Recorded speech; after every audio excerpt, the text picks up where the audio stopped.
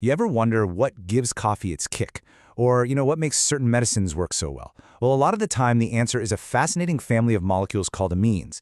They are kind of the unsung heroes of organic chemistry, and today, we are going to unlock their secrets. Okay, let's dive right in. So, here's our game plan. We're going to go from blueprint to build. First up, we'll get the hang of spotting the different types of amines. Then we'll see how their unique structures give them their special powers. After that, we're heading into the lab to see how they react. And to wrap it all up, we're going to master a really slick method for building them, called the Hoffman reaction. Sound good? Let's get to it. All right, first things first, before we can start building with amines, we really need to know what we're working with. And it all boils down to understanding their three basic blueprints. So picture this. You've got an amine right in front of you. How in the world do you tell if it's primary, secondary, or tertiary? Don't worry, it's actually way simpler than you might think. There's a really easy trick to it. Okay, check out these two molecules here. Now, at first glance, they look pretty similar, don't they? But I want you to focus on that nitrogen atom in each one. See how it's connected differently? That right there. That's the whole secret to telling them apart. So here it is, the big secret. You just count the carbons that are directly attached to the nitrogen. That's it. If there's one carbon, it's primary. Two carbons, it's secondary. And if you've got three, yep, you guessed it, it's a tertiary amine. Simple as that. And you know what? This one little rule is the key that unlocks pretty much everything else we're going to talk about today. Okay, so now we know how to identify amines, but let's get to the why. Why does it even matter? Well, it turns out that even tiny little tweaks to their structure can create a totally new molecule with completely different properties. It's kind of like playing with molecular Legos. Get a load of this. Every single molecule you see here has the exact same chemical formula. 4 carbons, 11 hydrogens, and 1 nitrogen. The exact same shopping list of atoms. But look at them. They are all completely different molecules. This, my friends, is the incredible, kind of mind-bending magic of isomerism. And let me tell you, amines are absolute masters of disguise. They can be position isomers, which is just when the amine group hops over to a new spot on the carbon chain. Or they can be chain isomers, where the carbon backbone itself gets all rearranged. Then you've got metamers, where the carbons are basically playing musical chairs around the nitrogen. And maybe the coolest of all, they can be functional isomers, meaning they have the exact same atoms but are a completely different class of amine. So we've established that structure is everything. But how does that translate to what these amines actually do? Well, one of their main superpowers is being a base. That means they're really good at grabbing protons. But what makes one amine a proton-grabbing champion while another one is, well, just a lightweight? It's really a tale of two amines. Over on the left, you've got aniline. It's a bit of a wallflower. Its electrons are kind of shy. They're off hiding out in that big benzene ring, which means they're not all that available to go grab a proton. But then on the right, you have methylamine. It's the life of the party. Its methyl group acts like a hype man, pushing electrons onto that nitrogen, making them super eager to just reach out and snatch a proton. And that's exactly what makes it a much, much stronger base. And this chart really tells the whole story, doesn't it?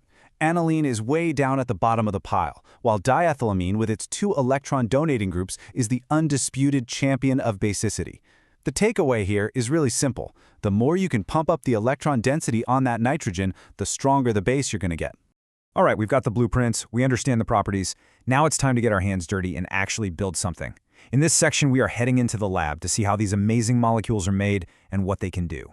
Ever wonder how they make the dyes for your favorite pair of jeans? Well, it often starts with a molecule called aniline. And you can make it from something as simple and common as benzene in just 2 easy steps. First, you stick a nitro group on there, and then you just reduce it. And boom, you've made aniline. And it's not just about these fancy rings. We can also make these long, straight-chain amines. Take this reaction, for example.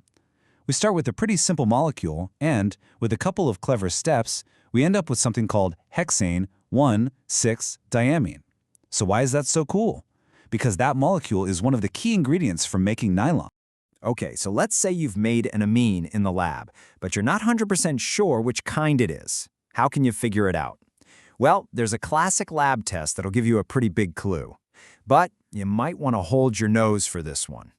It's called the carbylamine test, and it is a real stinker, literally. You just mix your unknown amine with a couple of reagents, and if it happens to be a primary amine, you will be rewarded with one of the worst smells you can possibly imagine.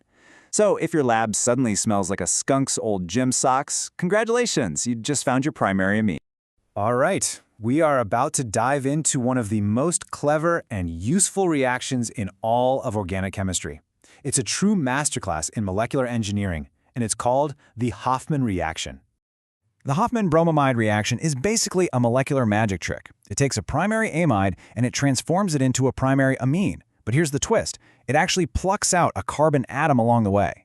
It is the perfect tool for when you need to shorten a carbon chain with almost surgical precision. So how does this magic trick actually work? Well, it's like a carefully choreographed 6-step dance. First, a base swoops in and grabs a proton. Then, a bromine molecule gets in on the action.